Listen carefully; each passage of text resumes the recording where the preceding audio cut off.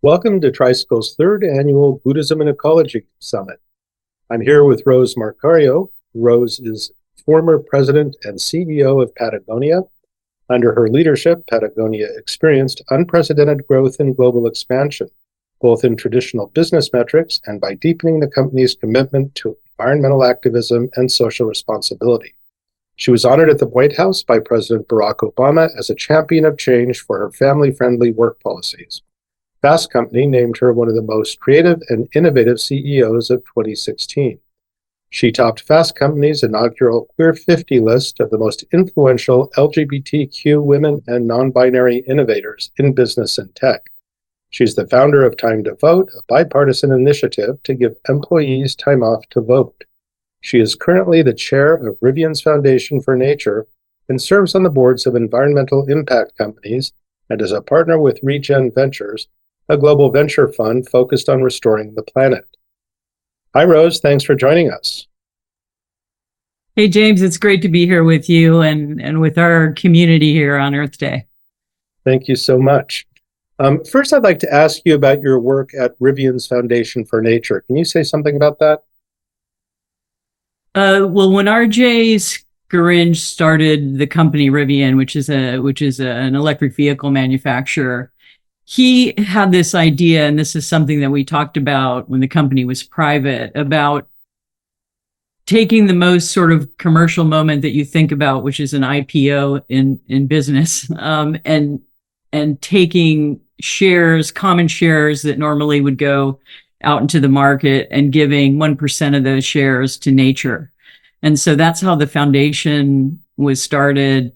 And we'll start giving grants this year. We've already started to do a few, but that's how it got started. And it's focused on biodiversity, nature, natural lands, seascapes, and a number of issues around stewards and frontline guardians of public and indigenous lands. And so what is Regen Ventures? So Regen is an early stage fund that's focused on companies that are working to restore and regenerate the planet. And they're using technology and they're using AI and engineering to help, I would say, to help expand quickly and scale quickly our need to create a form of capitalism that works with nature and not against her. So they all are. I'll give you a few examples. Like one is they're ex-Tesla engineers, and they're using robotics and AI and renewable energy to take the need for chemical pesticides out of the agricultural loop, and so they're supporting regenerative agriculture. But that's an example of the kinds of things we're doing. So aside from your position on these boards, you also serve as a mentor to young entrepreneurs who engage with environmental issues. What's that work like, and how do you connect with these young entrepreneurs?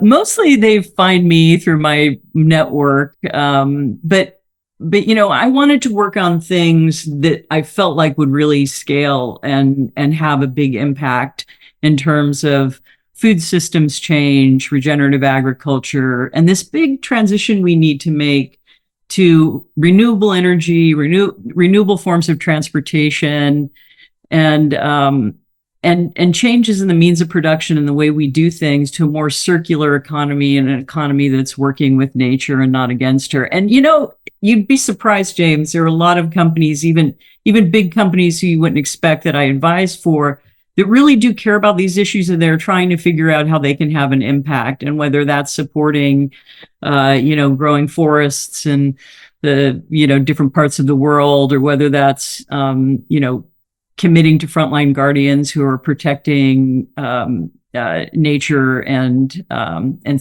seascapes. There's a lot of positivity there. There's a lot of capital flow there. And I think it's an exciting time. Mm-hmm. Well, we'll get back to that in a moment, but I would be remiss if I didn't ask about Patagonia. Mm-hmm. You're known. You said once in an interview with Tricycle, my values and Patagonia's values were completely aligned. Everything was working together to create that dream of right livelihood. So why did you walk away? Well, leaving Patagonia was existential for me. And the decision to leave was really based in the bedrock of my practice. I was staring down, I could have stayed there, I could have retired there, but I was staring down this next decade of my life on Earth, and feeling like if I continued to stay there, yes, that would have been the easy choice, but would I be doing everything I could to make a better world? Or would I be holding on to that? Buddhism teaches us not to get trapped in form, right? and not to find ourselves in a situation where we can't see the world as it is, right? We're always working to see the world as it is. And to me, once I sort of had that insight that my particular skills as a responsible business person, as someone who could inspire this next generation of entrepreneurs and that could help them through that map to make this big societal change, I looked at that compared to, do I continue to sell clothing in a world of overconsumption where 100 billion garments are produced a year and 85% of them end up in landfills? And Patagonia is a wonderful company. And I learned a lot there, but part of my progression and growth, both internally and externally, was to leave that place, as uncomfortable as that made me. Well, you're talking about business and its potential to do good. And in that same interview that I keep coming back to, you say, I still believe, after more than 30 years in business, that business can be the biggest change agent in the world if it focuses on people and the planet. Certainly, you made every effort at Patagonia to see that happen. Of course, a lot of people see business, and more specifically capitalism, as the cause of so many of our problems. So how do you see it? Well, I think if you see the world as it is, you can definitely see that the kind of capitalism that we've had over the last 2 centuries, has been has left out the most important stakeholders. It's left out communities and people and the planet and all living things. And I think that in and of itself is such a complex problem, right? It's a failure of leadership. It's a failure of policy. It's a failure. It's a result of racism and lack of respect for indigenous communities. I mean, there's so many things that you can build onto it. But I also think it's probably our best hope to make the kinds of changes that we need to make to a renewable energy future, to a future that's nature positive, to a global economy that's nature positive. So I see that as I see that as a tremendous potential there. And honestly, James, there's so many people working on this right now. Like, I wish the people that wake up and just feel the sense of eco grief and dread, would get to spend like 10 minutes walking in my shoes and see the amount of young entrepreneurs that are really focused on the climate crisis. They're focused on solutions, and they also want to build wonderful businesses as well. And they want a different form of capitalism, a capitalism that respects nature and that works with nature and not against her. You're also a Buddhist, and I understand that in part your leaving was an effort to commit yourself more fully to Buddhist practice as well. How has your Buddhist practice informed your environmentalism, or has it? Oh, I mean, I think in terms of responsible business and environmental work, my practice has been just completely integrated with my work life. It wasn't always that way, and I came to a place in my life where I was like, wow, my work life feels very separate from my from my practice. And in a lot of ways, that brought me to the door of Patagonia and brought me towards, the work that I've been doing now.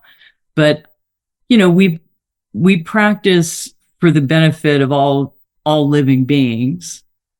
And I remember the first time I heard that, in, in practice, and thinking, wow, that's a big bar. That's a all living beings. And I've always had that in my heart and mind when I think about the environmental work I do or social justice work, that we have to keep in mind the benefit of all living beings. I also think something about the environmental movement and the causes of our actions. It's a very important element of Buddhism and central to Buddhism. It's looking at our actions and how our actions impact others in the world.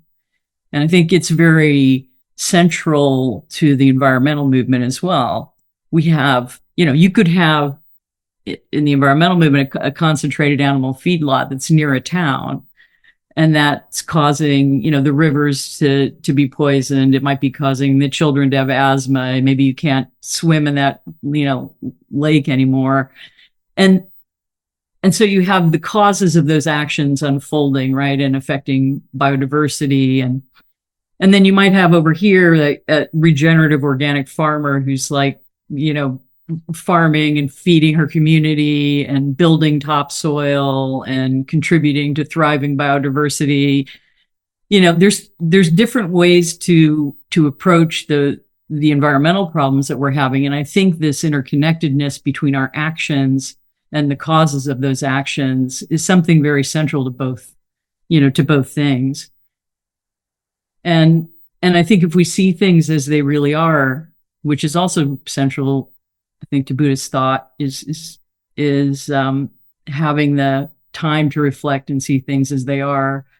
We're in a climate emergency of our own making, with lots of different points of failure, including overconsumption and bad actors, bad corporate actors, and no regulation where there should be regulation. But we're in this crisis, and it can feel big and overwhelming. But we can actually take action ourselves to make change and to help move forward to a more aspirational vision of the future where we're more developed and our compassion is more developed toward all living beings. And I think that's a really, really interconnected, right? The solutions are interconnected to the insight. I was wondering, you mentioned bad corporate actors, and of course we read about them. Yeah. But sometimes it's not bad corporate actors, rather it's corporations or people who run them are under a tremendous amount of pressure, say, from shareholders on a quarterly basis. They need to report, say, here's how we're doing, and the shareholders are thinking bottom line and profit.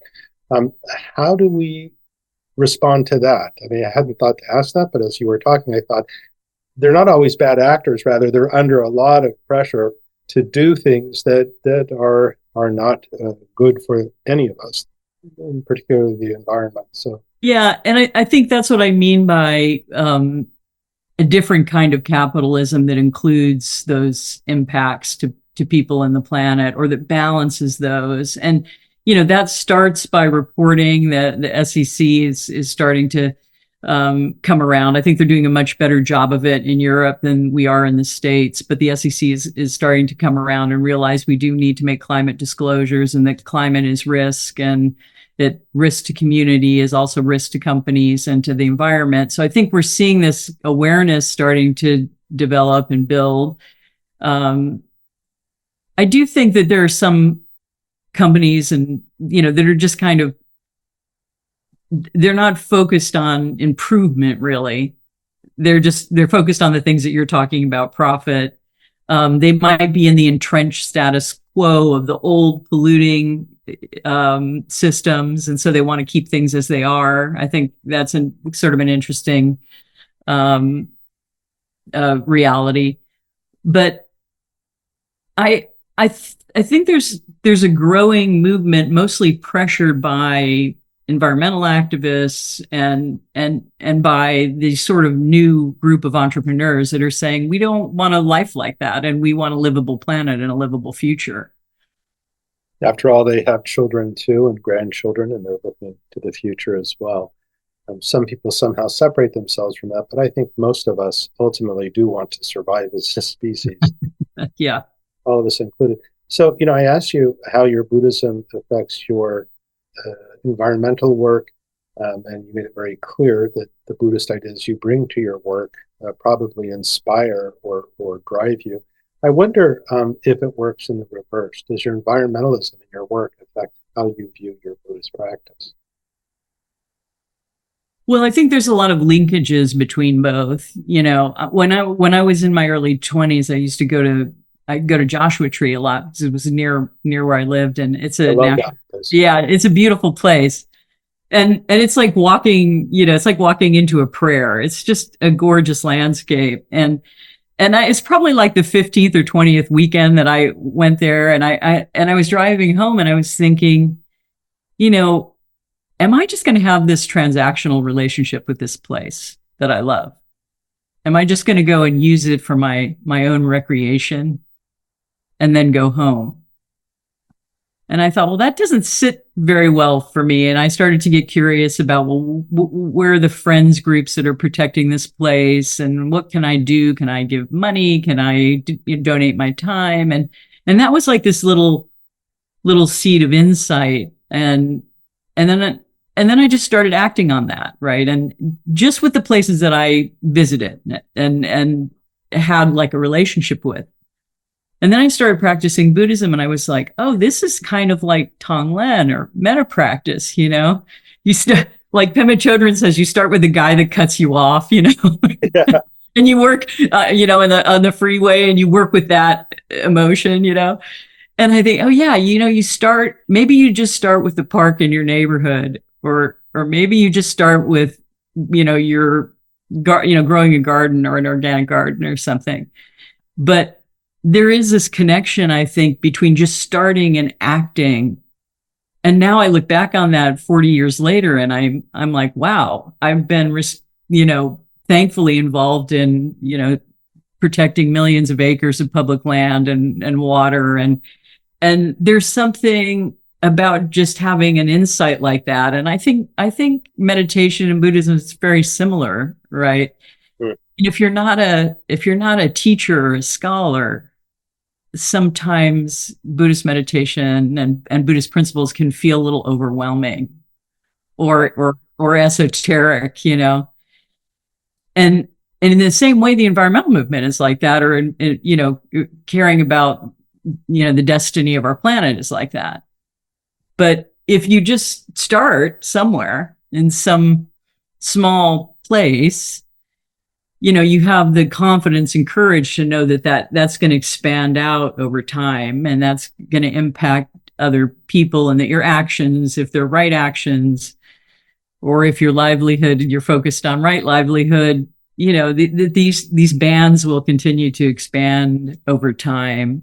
And so I think there is a lot of interconnection, and at least for me, a lot of linkages. Or I'm in the environmental movement or social justice movement. I recognize, oh, this is about interbeing or interconnectedness. Or I'm in my practice, and I think, oh, this makes sense for what I'm doing in the environmental movement. Right. You mentioned Pema Chodron. I'm wondering which teachers have been most influential on your Buddhist practice and in your work. Yeah, well, I think Pema Chodron, it's similar. It's like the environmental movement. We have all these people that inspire us, like Rachel Carson and Sylvia Earle and Jane Goodall and people like that. And for me, in responsible business, Yvonne Chouinard. And in Buddhism, it's the same way. There are this continuum of teachers, some of them alive, some of them have passed, but they still have this incredible influence over this continuum of good work that's going on. And for me, I would say Pema Chodron, Chogyam Trungpa Rinpoche, Jack Kornfield. I mean, there's so many teachers that I feel inspired by. Sharon Salzberg. I mean, there's this beautiful continuum of lineage of teachers, and I like that about both Buddhism and the environmental movement, because it's saying to us, we're not here slogging it out alone. Right. There's this continuum of like incredible, inspiring people that help us to sort of take those actions and take those risks and have that courage every day.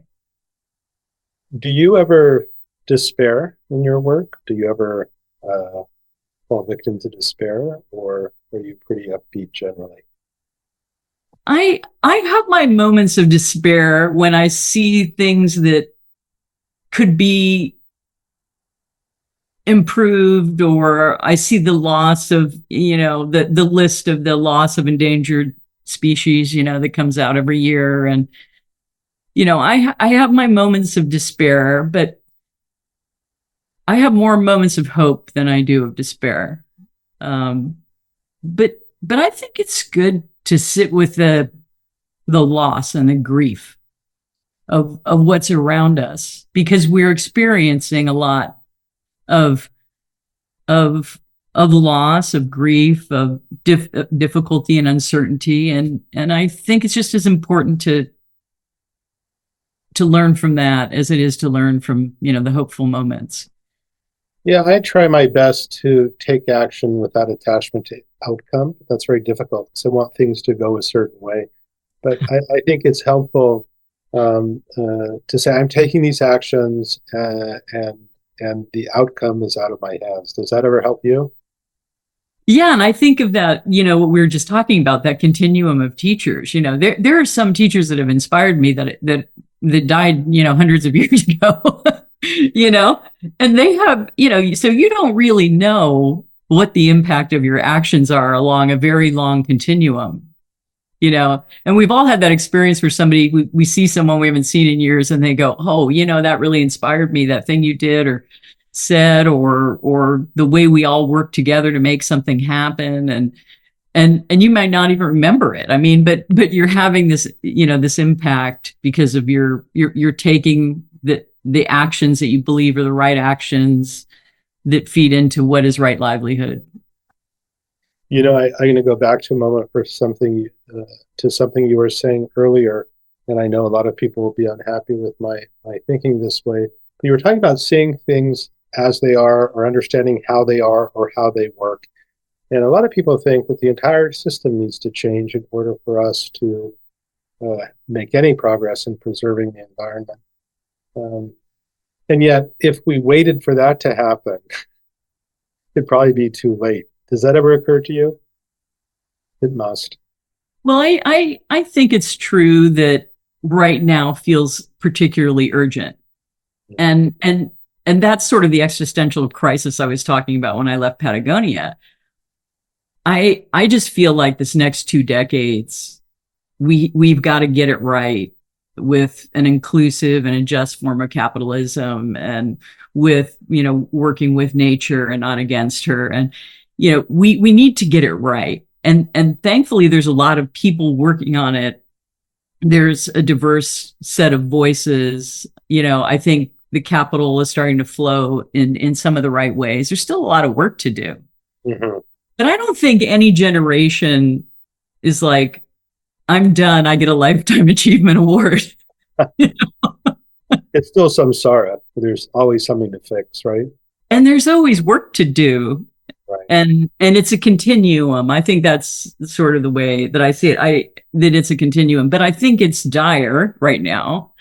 And in some ways that sense of direness, or that sense of pressure, is causing people to work more efficiently and work more focused on making real change. I'm going to quote you again. I don't know if that makes you uncomfortable, but I'm going to. And it's something I really related to and liked, because so much of my work has been about doing things that make me feel uncomfortable. So you say, I took a different turn and made myself more uncomfortable. This is when you left Patagonia. That's the thing about Buddhism. You get ever more acquainted with being uncomfortable. It has to be a friend to you. I left a comfortable, prestigious role to make myself uncomfortable and hopefully help change the world. Can you say more about that? about feeling uncomfortable? Well, I think any change in your life, big change in your life, makes you uncomfortable. You know, good changes make you uncomfortable. Um, and Buddhism does teach us to not run away from those difficult feelings and emotions, but to work with them. Um, and I believe that I wouldn't have been able to make the changes that I made. That if now I'm working 100% of my time on solutions to the environmental crisis. I'm working with those folks that are really working towards this just and inclusive transition we need to make toward a livable future. And I'm really excited and by doing that work every day. But I never would have been able to get there had I not developed my practice enough, I think, to recognize those moments. Okay, I know you'll appreciate this, James. When I left Patagonia, I wrote this piece about the sand mandala. Hmm? And it's like when you have an intense job like we've had and like you have right It's now, always and like I have right now, it's just a little bit different. But you're on your hands and knees with this group of people, and you're trying to perfect this universe, and it will never be in that configuration again, right? Those people will probably never all be in that same configuration doing that work, and it's like you're so focused and you're putting your heart and soul into it. But there comes a time when you kind of have to sweep it all away and recreate the universe, right? And that's a terrifying moment.